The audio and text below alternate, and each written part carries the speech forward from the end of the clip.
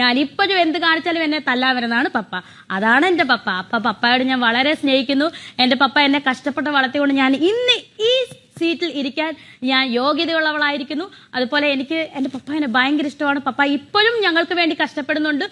അതായത് ഞാൻ ഷൂട്ടിനും കാര്യങ്ങൾക്കൊക്കെ പോകുമ്പം എൻ്റെ മൂത്ത മോൻ വലിയ കുട്ടിയാണ്. എൻ്റെ ഇളയ മകനെ പൊന്നുപോലെ നോക്കുന്നുണ്ട് എൻ്റെ പപ്പായമ്മ. എൻ്റെ പപ്പ എൻ്റെ കുഞ്ഞിനെ ഞാനിപ്പോൾ ഇവിടെ വീട്ടിലില്ലാത്തതുകൊണ്ട് എൻ്റെ കുഞ്ഞിനെ ഇപ്പോഴും പല്ല് തേപ്പിച്ച് കുളിപ്പിച്ച് ബാത്റൂമെല്ലാം കൊണ്ട് അവനെ ഒരുക്കി സ്കൂളിൽ വിടുന്നതും എൻ്റെ പപ്പയാണ്.